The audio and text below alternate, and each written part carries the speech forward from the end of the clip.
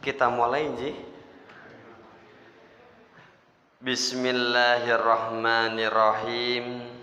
Yang saya hormati para asatidzah,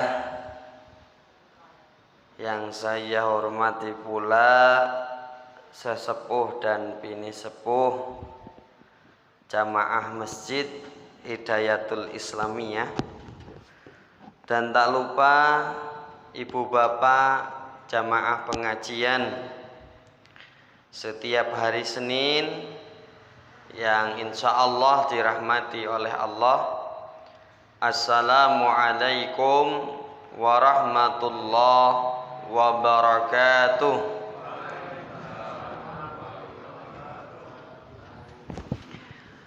Alhamdulillahi rabbil alamin, alladzi khalaqal mauta wal hayata liyabluwakum ayyukum ahsanu amala wa huwal azizul ghafur.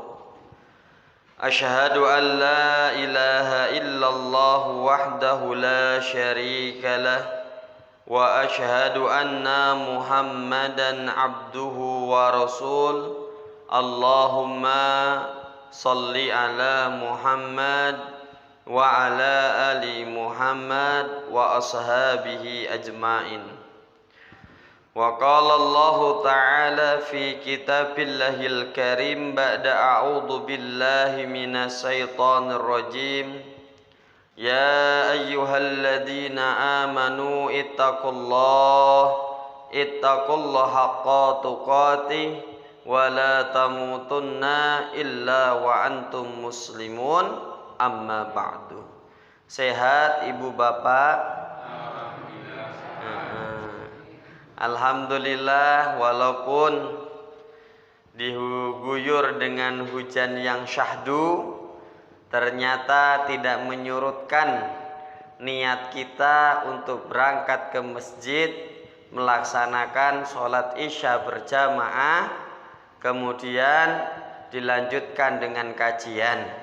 Semoga perjuangan yang kita lakukan ini dibalas oleh Allah Subhanahu wa ta'ala dengan kita semua yang hadir diampuni dosa-dosanya dan kelak dimasukkan ke dalam surganya Allah Subhanahu wa ta'ala. Tak lupa salawat beserta salam senantiasa terlimpah curahkan kepada Nabi kita Nabi Muhammad sallallahu alaihi wasallam yang sudah mengajari kita tentang Islam, iman, ihsan, serta yang kita tunggu syafaat pertolongan beliau besok di yaumil qiyamah.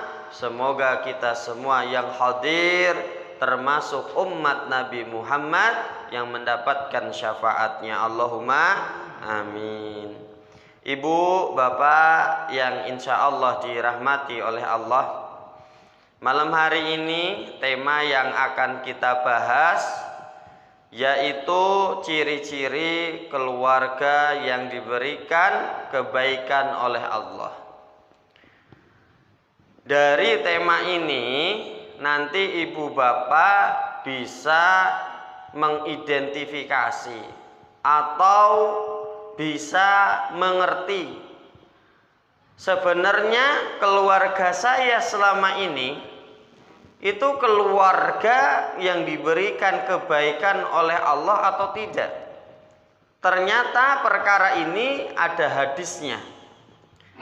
Sebelum sampai ke hadis tersebut, saya akan awali dengan sebuah prolog. Yang pertama, kita semua yang hadir rata-rata sudah menikah. Masih ingat dulu waktu mengucapkan akad nikah Bapak Ibu? Oh masih. Karena sekali ngucapinnya ya Pak? Atau sudah berapa kali?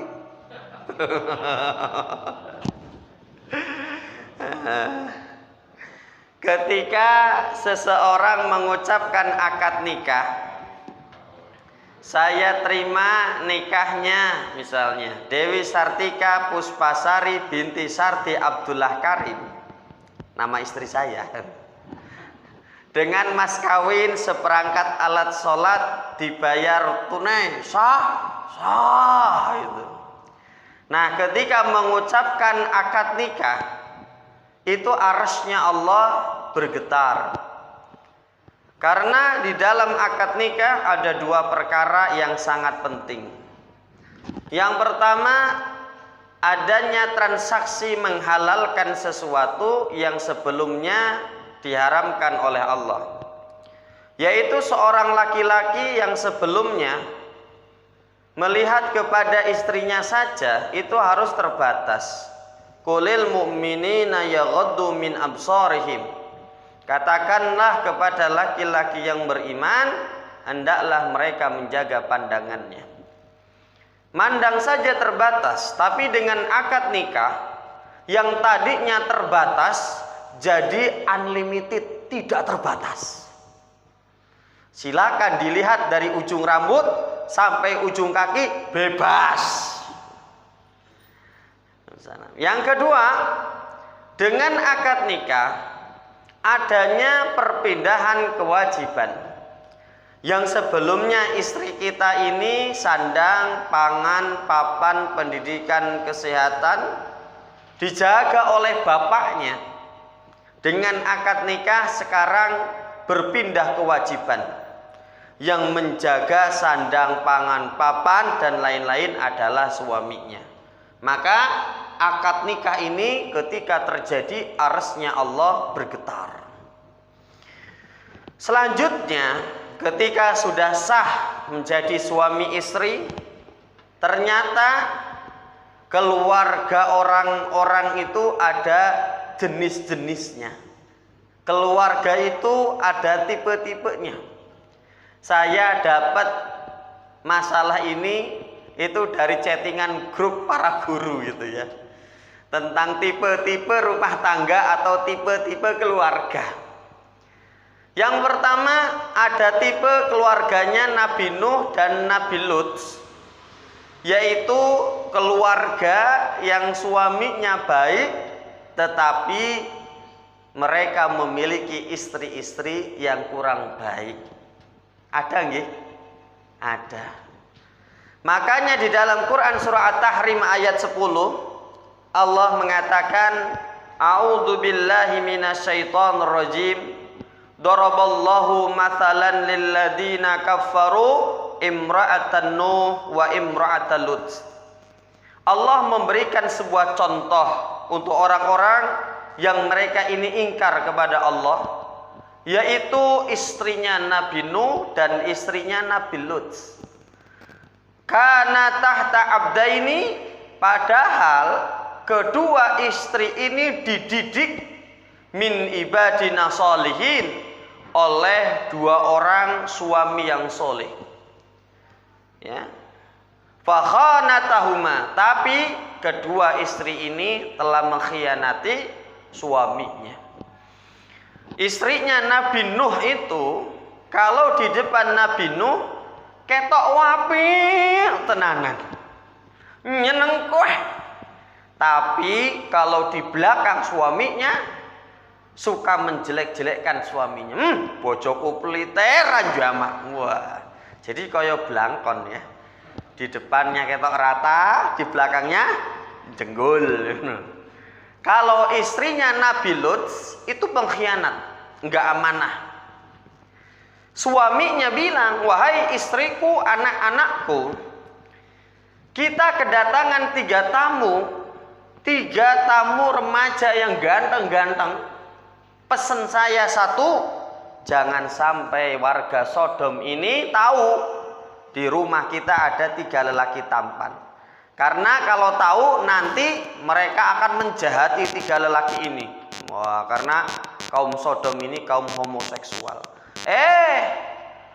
Demi mendapatkan cuan, demi mendapatkan duit, istrinya Nabi Lut mendatangi tokoh di negeri Sodom, mengabarkan di rumahnya ada 3 lelaki tampan.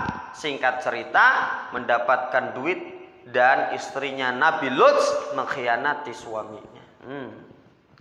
Atau ada keluarga tipe keluarga Fir'aun. Keluarga Fir'aun adalah keluarga yang suaminya itu jahat, tapi alhamdulillah dia memiliki istri yang solehah. Masya Allah. Istrinya pinter masak, pinter ngurus rumah, pinter ngurus anak, bahkan pinter golek duit, bantuin suami ini. Tapi bapak ibu, ternyata si istri ini punya suami yang buruk perangainya. Ora tau salat, gaweane molimo, mendem medok main. Waduh, repot.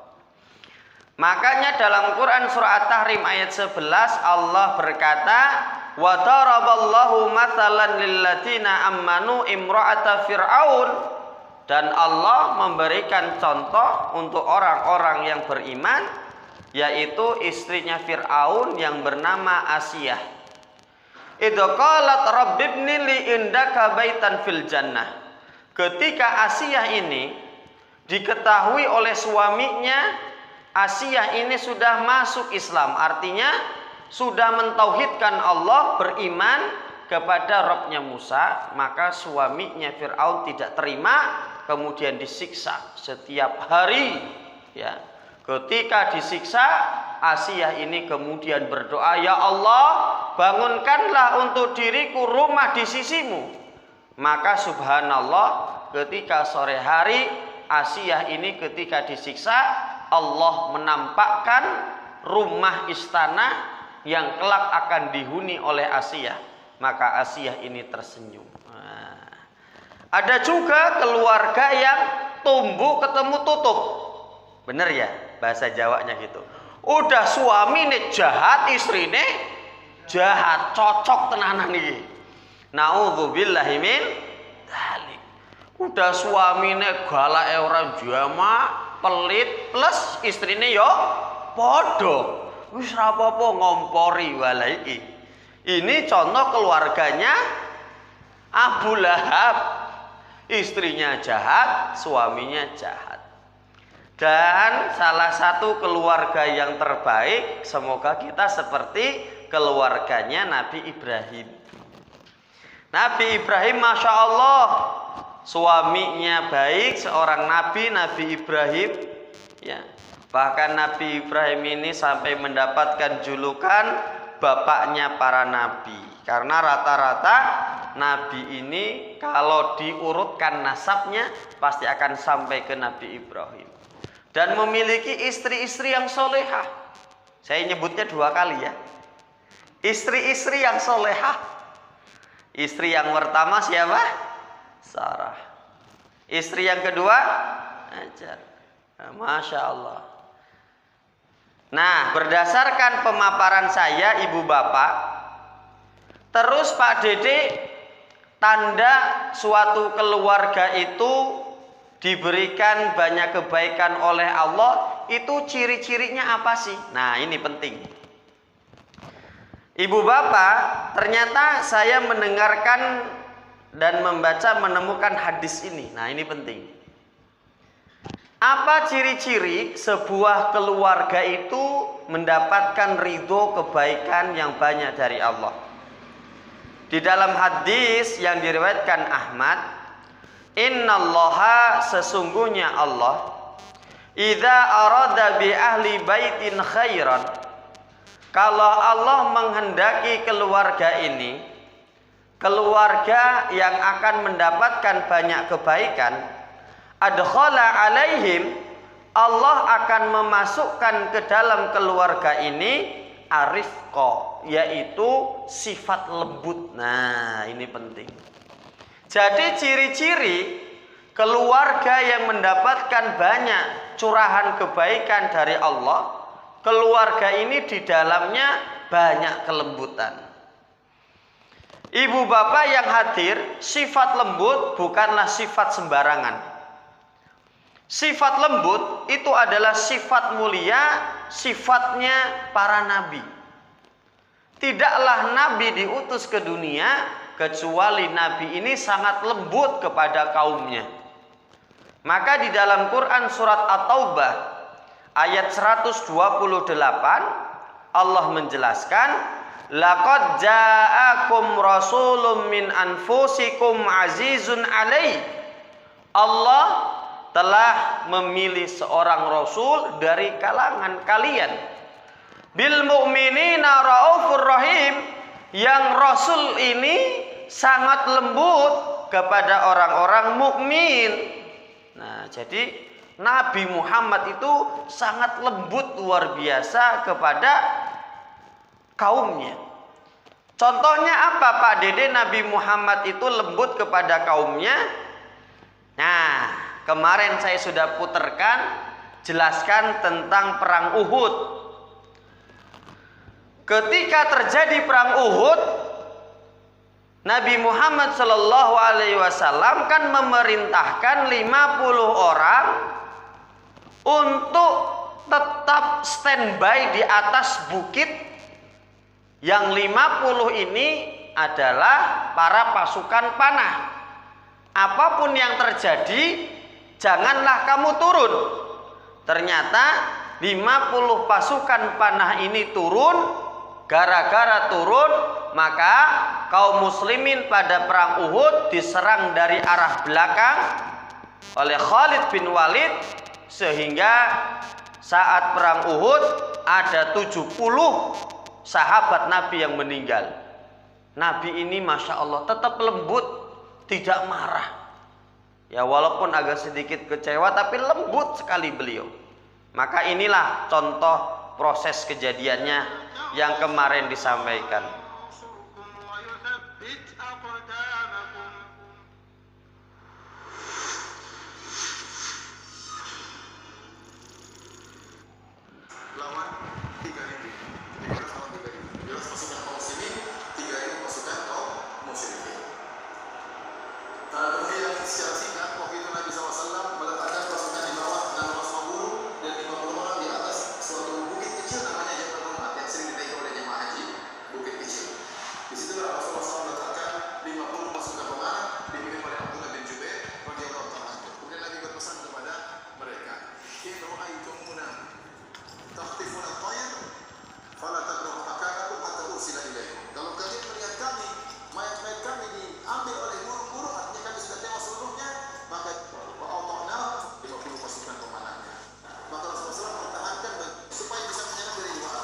Nah, intinya 50 yang di atas bukit ini jangan turun, malahan turun 40 orang.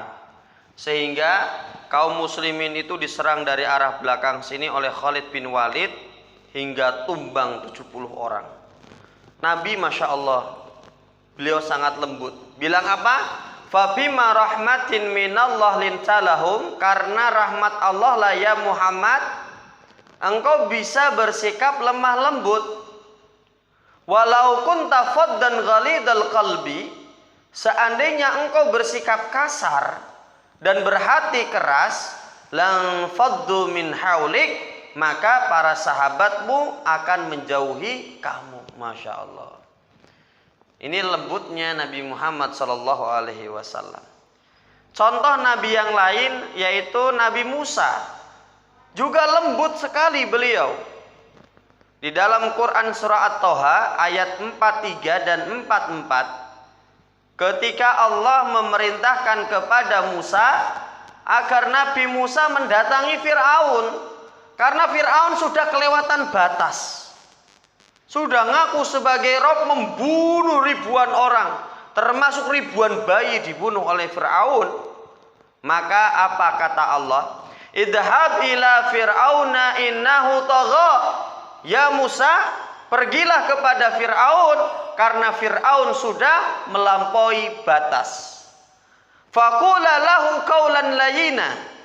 Wahai Musa, aku pesan kepadamu, kalau kamu bertemu dengan Fir'aun, maka ucapkanlah kalimat layyina, yang lunak, yang lembut. La'allahu yatadzakkaru, siapa tahu dengan ucapan itu Fir'aun ini tersadarkan, mendapatkan peringatan, au yakhsha, setelah itu timbul rasa takut kepada Allah Subhanahu wa taala. Ini penting juga, ini ilmu dakwah di dalam perkara ini sangat penting Ibu Bapak. Berarti kalau kita mau menasehati orang yang melakukan perbuatan maksiat, dosa, maka jangan langsung pakai ucapan kotor, kasar. Sejahat-jahatnya Fir'aun itu kalau dihadapi oleh Musa diperintahkan menggunakan bahasa yang lembut. Nah, ini penting sekali. Makanya Ibu Bapak, Allah itu sangat cinta kepada sifat lembut. Nah, ini susah Pak. Lembut itu sangat susah. Ya, tidak sembarang orang yang punya sifat lembut. Makanya di dalam hadis riwayat Bukhari, ya Aisyah, innallaha rafiqun. Wahai Aisyah, Allah itu maha lembut. Yuhibbu rifqa, dan mencintai sifat lembut. Fil amri kulli, dalam setiap urusan. Makanya dalam menyembelih pun di salah satu syariat yang harus dianjurkan adalah sifat lembut terhadap hewan kurban. Makanya Ibu Bapak, sifat lembut kalau nempel pada suatu perkara, maka perkara ini tuh akan menjadi indah, akan menjadi bagus. Makanya di dalam hadis riwayat Muslim, inna rifqa la yakunu fi syai'in illa zanah. Tidaklah sifat lembut nempel pada sesuatu kecuali perkara tersebut akan menjadi indah.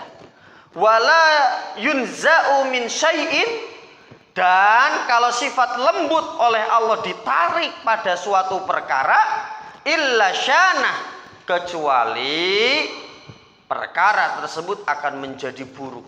Contohnya apa Pak Dede? Nih, Ustadz kalau lembut itu jadi indah. Tapi kalau seorang ustadz ternyata sifat lembutnya ditarik, rasa belas kasih sayangnya ditarik, walaupun ilmunya sebanyak apapun, wawasannya seluas apapun, maka ustadz ini akan hilang keindahannya. Contoh, jadi ini salah satu ustadz yang pernah mendapatkan juara lomba ceramah di TV, diundang di sebuah acara walimatun khitan.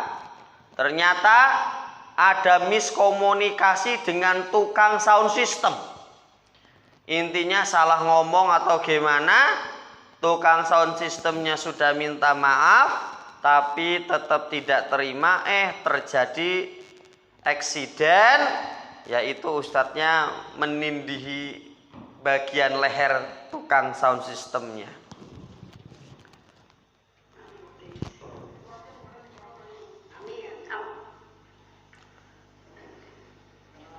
Ini yang pakai jaket kulit, tukang sound systemnya sudah minta maaf.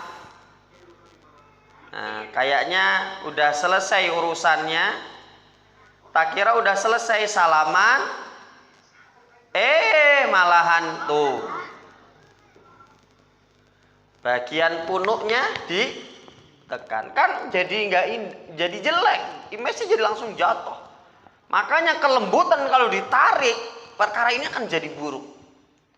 Makanya ibu bapak yang insya Allah dirahmati oleh Allah, termasuk ini loh ya, emak-emak pakai kerudung besar, kalau dari mulutnya nggak ada sifat lembut, tapi dari mulutnya malahan keluar kata-kata kasar, maka yang terjadi keburukan. Orang lihat ibu ini jadi tidak suka. Ini kan kemarin jadi trending gara-gara ibu ini mencaci maki seorang tukang kurir karena pesanannya nggak sesuai. Gitu ibu ya. Ya udah ibu rapiin lagi coba, bisa nggak? Seperti semula. Kalau misalkan seumpama saya kena komen, ibu mau tanggung jawab. Ini barangnya nggak sesuai yo. Oh, nyun ngapunten, kata-katanya rendah sekali kan. Kita jadi, oh ya Allah. Makanya ini peringatan buat kita ibu bapak. Nih hadis Nabi. Orang yang tidak memiliki sifat lembut, maka tidak ada kebaikan yang akan dia dapatkan. Man yuhramir rifqo, barang siapa orang ini dihalangi mendapatkan kelembutan, yuhramil khair, maka sesungguhnya dia sedang dihalangi oleh Allah untuk mendapatkan banyak kebaikan. Ibu bapak, dari tadi saya menyampaikan tentang keutamaan sifat lembut. Emangnya Nabi Muhammad mempraktekkan sifat lembut di dalam keluarganya Pak Dede? Iya sekali no. Nah, jadi kalau kita mengambil contoh, hendaklah mengambil contoh dari orang-orang yang sudah benar-benar jelas kesolehannya. Inilah yang terjadi di rumahnya Nabi Muhammad, di keluarganya beliau. Bagaimana Rasulullah mengaplikasikan sifat lembut di dalam keluarga beliau. Jadi Nabi itu enggak jarkoni, gelem ngajar lah gelem ngelakoni, kan beda. Jadi beliau tuh ngomong ya dipraktekkan di rumahnya. Contoh, lembutnya Nabi tidak membalas kemarahan istrinya dengan kemarahan. Nah, kisahnya gimana Pak Dede? Saya bacakan hadis yang diriwayatkan oleh Bukhari.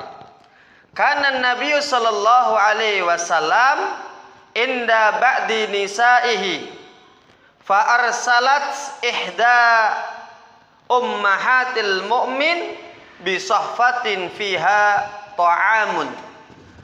Suatu hari Nabi Muhammad sedang berada di rumahnya Aisyah. Karena saat itu jatahnya tinggal di rumah Aisyah. Ketika di rumahnya Aisyah ada seorang pembantu miliknya Zainab. Pembantu ini disuruh Zainab untuk mengantarkan makanan di atas piring untuk Rasulullah. Maka pembantu ini datang dari rumah Zainab, pergi menuju rumahnya Aisyah. Sampai ke rumahnya Aisyah, Assalamualaikum ya Rasulullah, ini ada makanan dari Zainab. Maka Aisyah ini langsung cemburu Bapak Ibu. Apa yang dilakukan oleh Aisyah? Fadarabatil latin Nabi sallallahu alaihi wasallam fi baitiha yaddu khadimi fasaqat, ya. Jadi ibu bapak, makanan yang dipegang oleh pembantunya Zainab dipukul langsung oleh Aisyah sampai jatuh, sampai piringnya ini pecah. Berserakan makanannya di lantai. Padahal saat itu ada para sahabat di rumahnya Rasulullah. Nah, jenengan gimana? Wah, mencak-mencak pasti ya.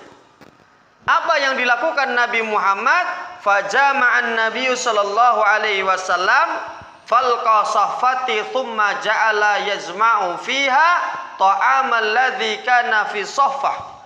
Setelah piring ini jatuh dan pecah, Nabi ini turun ke bawah lalu mengumpulkan piring-piring ini beserta makanannya. Beliau melakukan sendiri tanpa ngomong kasar, tanpa emosi. Lalu Nabi bilang, fayaqul gharrats ummukum. Maaf ya, ibumu sedang cemburu. Masya Allah. Maaf, ibumu sedang cemburu, udah marah. Masya Allah. Contoh yang lain Bu, Pak. Pernah Aisyah ini mau ditampar oleh bapaknya Abu Bakar. Loh, kenapa Pak Didi? Ceritanya gini. Ja'a Abu Bakrin yasta'dzinu 'alan Nabi sallallahu alaihi wasallam fasami'a Aisyah wa hiya rafi'atun sautaha 'ala Nabi sallallahu alaihi wasallam.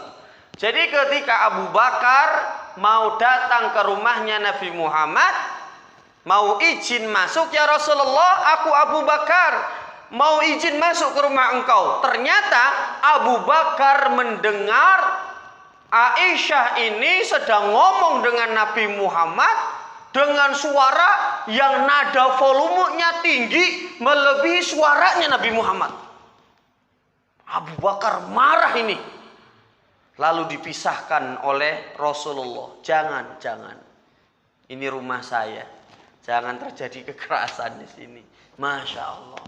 Itu lembutnya Nabi Muhammad di dalam keluarganya. Makanya ibu bapak, pasangan kita, suami kita, istri kita itu tidak mungkin ada yang sempurna. Kata Nabi dalam hadis riwayat Bukhari, innaman nas kal ibil mi'ah.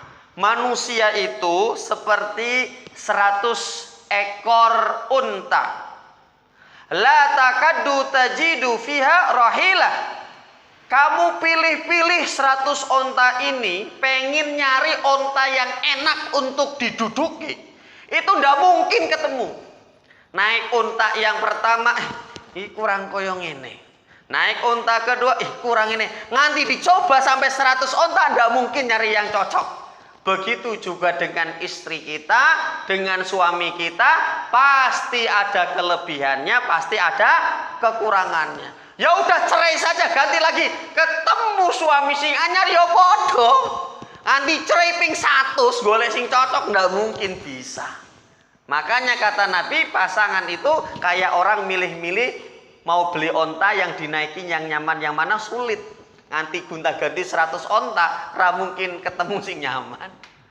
Makanya standarnya yaitu agamanya. Nah, ibu bapak yang insya Allah dirahmati oleh Allah Subhanahu wa Ta'ala, di dalam Islam, ya, urusan keluarga itu sangat-sangat diatur. Kalau keluarga kita ada yang melakukan kesalahan, maka ada SOP-nya, ada aturan mainnya. Di dalam Quran surat An-Nisa ayat 34, kalau ada istri kita yang salah, suami kita yang salah, anak kita yang salah, yang pertama adalah fa'idduhunna. SOP-nya adalah kita harus mulut kita yang maju dulu. Artinya nasihat dulu nganti ndombleh. Kadangkala di luar sana kalau lihat anaknya yang salah, yang maju bukan mulutnya, tapi sapu nih sih. Tangannya dulu gitu loh. Yang kedua, kalau dinasehati sudah tidak mau, tidak mempan, wahjuruhunna fil madaji, maka hendaklah kita diamkan keluarga kita, istri kita misalnya. Di WA nggak usah dibalas, di bel nggak usah diangkat, tidurnya pisah gitu ya. Dinasehati orang mempan, dinengke orang mempan. Makanya terakhir baru wadribuhunna. Boleh kita memberikan nasihat dengan keras, ya. Artinya sifat keras di dalam rumah tangga itu terakhir, posisinya paling keri dewe. Kalau kita kan kadangkala banyak-banyak di awal dulu, baik kekerasan verbal ataupun kekerasan pakai fisik. Naudzubillahi min dzalik. Maka ibu bapak perhatikan, stop KDRT, kekerasan di dalam rumah tangga kita, bapak-bapak terutama, karena bapak-bapak arijalu qawwamuna 'alan nisa, yang jadi pemimpin di dalam rumah tangga kadangkala banyak yang suka keras, baik dengan omongannya atau dengan perbuatannya. Padahal kata Nabi Muhammad, khiyarukum li ahlihi. Orang yang paling baik di antara kalian adalah orang yang paling baik terhadap keluarganya. Ibu bapak yang insya Allah dirahmati oleh Allah, barang siapa di dalam keluarga ternyata keluarganya banyak kekerasan di dalamnya, entah itu omongan yang misuh-misuh, omongan yang membentak volume tinggi, atau kekerasan pakai tangan, sampai-sampai ada yang memukul istrinya, memukul anaknya, membanting piring, menendang pintu misalnya. Barang siapa di dalam keluarganya banyak kekerasan, hati-hati, jenengan akan melahirkan monster-monster yang mengerikan. Loh kok bisa Pak Dede? Ya, ini contohnya. Kita lihat data di lapangan. Ada seseorang anak atau seorang anak namanya Bet Thomas. Anak ini tinggal di barat ya, anak orang bule. Ternyata Bet Thomas ini memiliki penyakit jiwa yang disebut RAD, Reactive Attachment Disorder. Anak perempuan ini tidak menerima dan memberi cinta. Jadi nggak mudeng, rasa sayang itu nggak ada. Jadi lihat emaknya sakit, yo bodoh amat. Ngerti bapaknya repot, yo bodoh amat. Ngerti bapaknya sakit, yo bodoh amat. Kemudian anak ini tidak menerima dan memberi kepercayaan, tidak peduli sama orang babar belas. Dan anak ini hatinya itu mati. Loh bagaimana contoh sikapnya dan ngerinya Pak Dede ketika diwawancarai? Ternyata anak ini satu, telah menusuk-nusuk adiknya yang masih kecil pakai pisau. Dua, anak ini punya anjing peliharaan. Karena orang bule ya, jadi non muslim. Dia punya anjing peliharaan, anjingnya ini ditusuk-tusuk pakai pulpen. Dan ketika diwawancarai oleh seorang psikolog, pertanyaan terakhir, wahai anak gitu ya, siapa orang yang pengen kamu bunuh gitu? Apa jawaban anaknya? Bapak ibu saya katanya. Inilah hasil wawancaranya Bapak Ibu.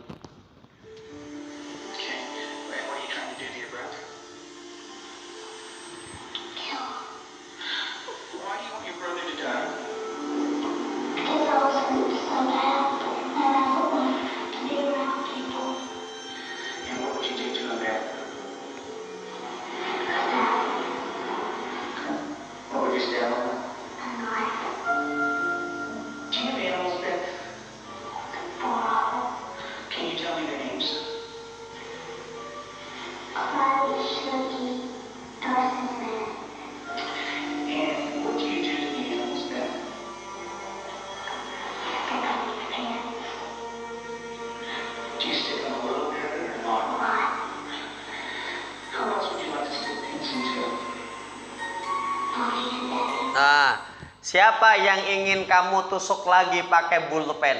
Ibu dan bapak saya.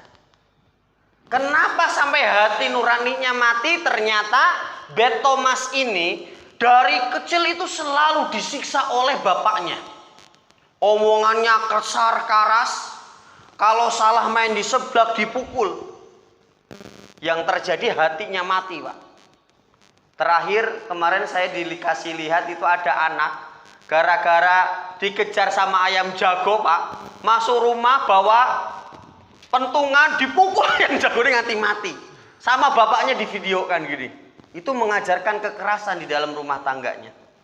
Selanjutnya, contoh kalau di dalam rumah tangga atau keluarga banyak kekerasan, baik kekerasan lewat mulut ataupun kekerasan lewat tangan, akan melahirkan monster.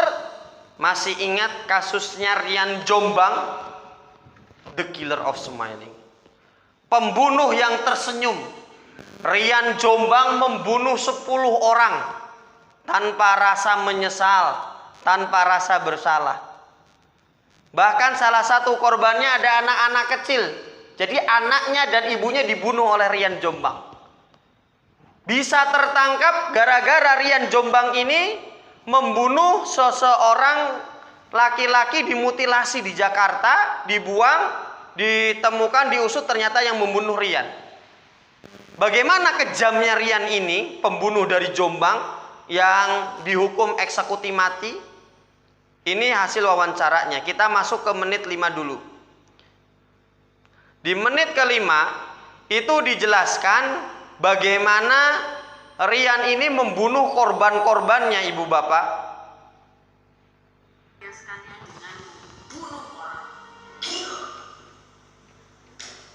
Korban pertamanya ini dibunuh pada tahun 2006 dan kebanyakan korban lainnya dibunuh pada tahun 2007. Di mana Rian membunuh korbannya dengan cara memukul kepalanya hingga tewas dan menyeretnya ke belakang pekarangan rumah orang tuanya, kemudian memukul mereka. Tidak cukup 5 korban yang dibunuh oleh Rian, akhirnya Rian membunuh 5 orang lagi, di mana 2 diantaranya itu adalah perempuan dan seorang anak kecil berusia 3 tahun. Dengan sangat tenang membantai 10 orang ini di belakang rumah orang tuanya yang mempunyai halaman cukup besar, di mana area kediaman mereka ini berukuran 8 kali 15 hektar dengan halaman belakangnya seluas 13 kali 20 hektar, dan area ini dilindungi oleh pohon-pohon bambu dan pohon pisang. Nah, jadi dikubur di belakang rumahnya, di halaman belakang rumahnya ini. Ada yang dimasukkan ke sapi tank. Kenapa Rian kok jadi monster kayak gini? Di menit ke-12 diwawancarai, wahai Rian, kenapa kok kamu jadi seneng sama laki-laki, kemudian benci sama perempuan? Ternyata di menit 12 diwawancarai. Apa hasil wawancaranya? Seperti ini, ibu bapak. Ini buat pelajaran buat kita semua. Orang pembunuh berdarah dingin ini dikarenakan dia memiliki kebencian yang mendalam kepada ibunya, karena pada saat itu Rian terlahir sebagai anak tunggal hasil pernikahan ibunya dengan suami ketiga, dan ibunya selalu mendominasi di rumah tersebut, dan Rian sering mengalami kekerasan dari ibunya. Dan Rian ini juga merasa kurang perhatian dari orang tuanya saat kecil karena kedua orang tuanya ini sibuk bekerja. Ditambah lagi dia ini juga sempat melihat ibunya sedang berselingkuh dengan laki-laki yang dia kenal. Kalau aku antara ibuku atau ayahku dengan pacarnya dan apa yang dilakukannya, gitu, sampai sekarang aku tergambar jelas dan sebisa mungkin aku menghilangkan semua peristiwa itu, tapi nggak pernah bisa. Gitu. Hal ini Nah, ternyata Rian ini anak tunggal. Dari kecil ibunya itu sangat galak kepada Rian, sangat dominan di rumahnya. Makanya Rian gak suka sama perempuan karena lihat dari ibunya yang galak dan kejam. Makanya ketika dewasa gak begitu suka dengan perempuan. Makanya Rian dewasa sukanya sama laki-laki. Dan keluarganya ancur-ancuran, broken home, cerai sampai 3 kali. Bahkan Rian ketika masih kecil pernah melihat ibunya, bapaknya sendiri melakukan kenakalan perselingkuhan yang Rian ini tahu dengan siapa, dan ini melekat di kepalanya Rian, tidak bisa dihilangkan selamanya. Makanya ibu bapak, kalau jenengan macam-macam di rumah, ada sepasang buah mata polos yang sedang merekam. Ya. Akibat ini Rian berubah jadi monster. Dia membunuh orang, ya, tidak ada belas kasihan. Contoh yang lain. Jadi semakin keluarga ini banyak kekerasannya, menandakan tidak ada kebaikan. Di Wonogiri, seorang ibu depresi berat, kemudian mengajak anak-anaknya dicekoi racun, Pak. Jadi ibunya meninggal, anaknya yo meninggal. Depresinya gara-gara apa? Suaminya yang keras, yang kasar, nuntut tinggi, tapi nggak pernah ngasih nafkah apapun kepada keluarganya. Sore ini berinisial W di Wonogiri mengajak dua anaknya untuk bunuh diri dengan meminum insektisida pada Kamis 12 Desember 2019. Saat itu dituliskan surat wasiat di atas secari kertas yang disobek tidak rapi. Kapolsek Purwokerto itu Aris Joko Darimo menerima informasi dari keluarga Bapak W yang sudah lama mengalami depresi. Dikutip dari Tribun Solo, saat melakukan olah TKP, pihak kepolisian menemukan sejumlah barang bukti, yakni berupa obat hamil. Nah, makanya hati-hati ibu bapak, termasuk istri-istri mak-mak yang di belakang. Bu, sudah tidur atau? Oh, belum. Nah, termasuk kalau mau nikah itu yo niatnya yang baik dulu. Artinya kalau kita nanti menjalani keluarga kan tidak tahu apa yang terjadi di depan nanti. Contoh keluarga ini. Suaminya ternyata diuji oleh Allah, suaminya sakit. Suaminya ini stroke. Berarti tidak bisa mencari nafkah untuk keluarga. Berarti yang menjadi tulang punggung sekarang gantian siapa? Istrinya. Kalau dulu memang niat berkeluarganya keliru akan menjadi berat. Waduh. Sing kesel-kesel aku dewe, sing siji ongkang-ongkang neng omah, kan gitu pasti pikirannya. Yang terjadi malahan tidak ada baktinya, yaitu menyiksa malahan. Seperti ini kan repot jadinya. Ini suaminya kena stroke, sebelah kanan mati semua, mulutnya merot yang kanan, tangan kanannya sudah nekuk terus, kaki kanannya sudah diseret, sudah tidak bisa kerja lagi, gak bisa cari nafkah, terjadi kekerasan di rumah tangganya.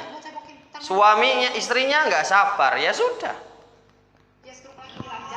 Tolong jagain dia ada di rawat.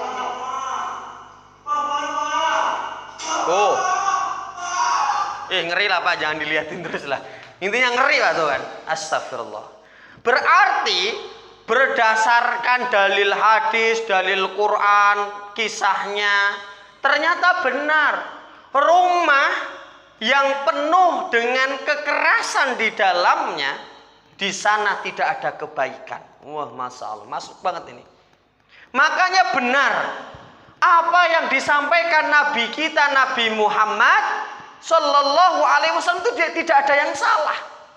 Ternyata benar kata Nabi, Innallaha, sesungguhnya Allah, idza arada bi ahli baitin khairan.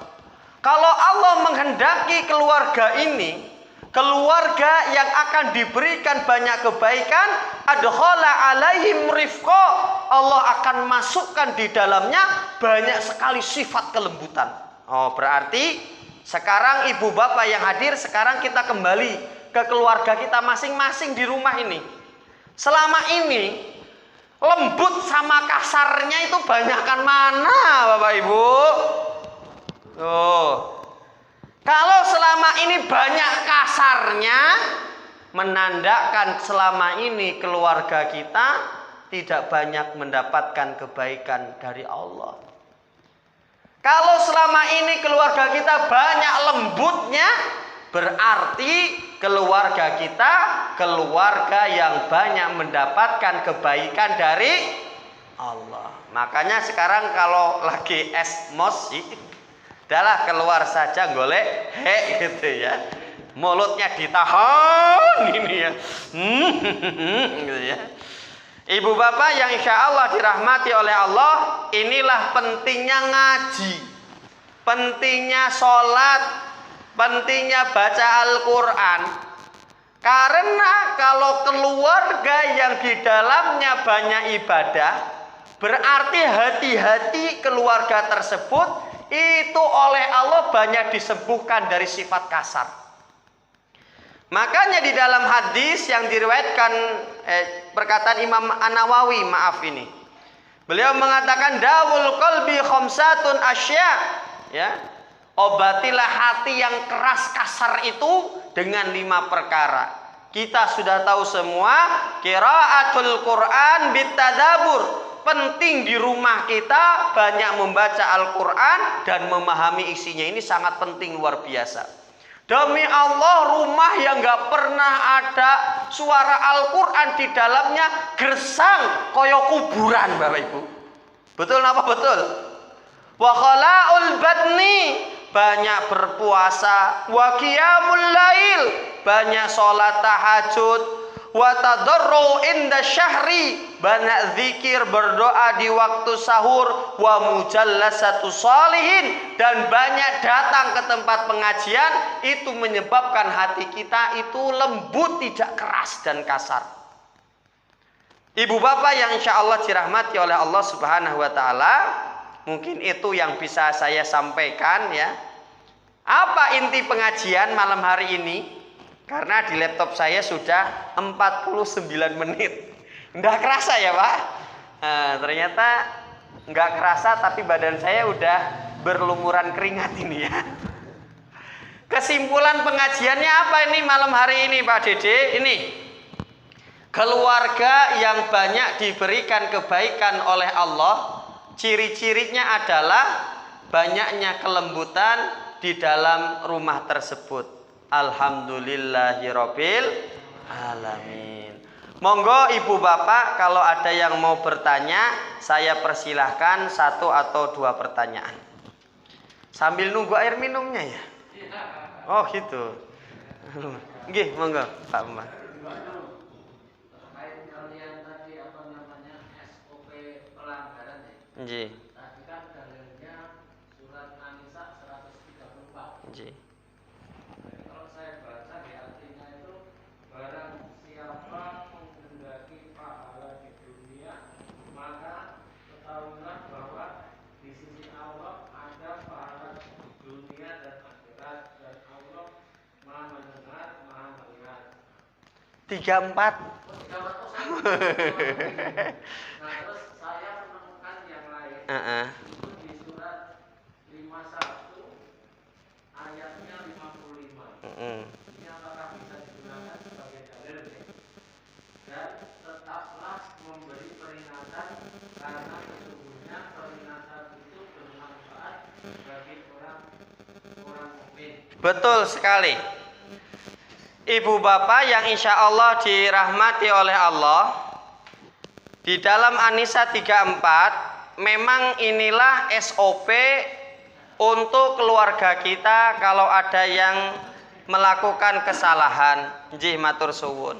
Yang pertama faidzuhunna, nasihati dulu, kemudian wahjuruhunna fil madhaji, diamkan. Kemudian yang ketiga wadribuhunna, baru pakai peringatan yang keras. Tapi kalau misalnya jenengan malahan banyak nasihat terus dan sabar, itu lebih afdol. Makanya di dalam Quran surah At-Taghabun ayat 14, maaf kepada keluarga kita yang bandele orang jama anake. Ya Allah, dibelikan, Pak, arep SMA, jaluk motor ninja, tuku kenya, gadeke malahan. Pengen negatif, gadik nakal ya, astagfirullahaladzim. Memang keluar besok di pertemuan selanjutnya saya sudah bikin tema tentang posisi anak di dalam agama Islam ini. Nanti saya jelaskan lebih detail. Nah, ibu bapak, memang di dalam keluarga kita ini akan ada yang jadi ujian buat kita. Betul bapak, bahwa senantiasa berikanlah peringatan terus, karena peringatan ini bermanfaat untuk orang-orang yang mukmin. Ala ya, fadzakir innama anta mudzakir. Ala itu gimana kalimatnya? Fadzakir gimana Pak? Harus membaca dari awal ini saya. Berikanlah peringatan karena sungguh peringatan ini bermanfaat untuk kaum muslimin. Kalau artinya kayak gitu.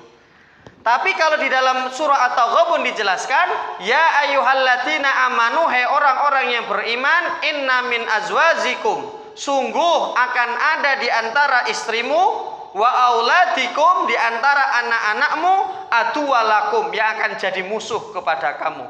Fahdaruhum, maka berhati-hatilah.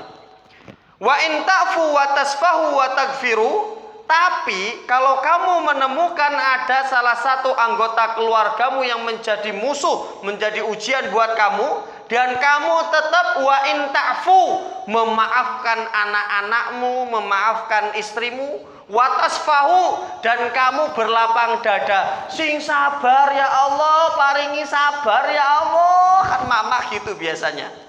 Ya. Wa taghfiru, dan memohonkan ampun, fa innallaha ghafurur rahim. Perkara ini termasuk perkara yang lebih baik diutamakan. Betul Bapak. Jadi peringatan itu memang lebih baik. Sebenarnya boleh memberikan seperti tadi SOP, tapi kalau kita tetap malahan memaafkan dan selanjutnya itu lebih baik. Makanya Bapak Ibu, ada kasus istrinya itu selingkuh Bapak Ibu. Ini kasus beneran. Edanan wong lanang. Padahal udah punya anak 3. Padahal suaminya wis mudeng ketangkap basah. Ada foto-foto yang bersebaran, ternyata istrinya sudah selingkuh dengan lelaki. Tapi Bapak Ibu, si suaminya tidak menceraikannya.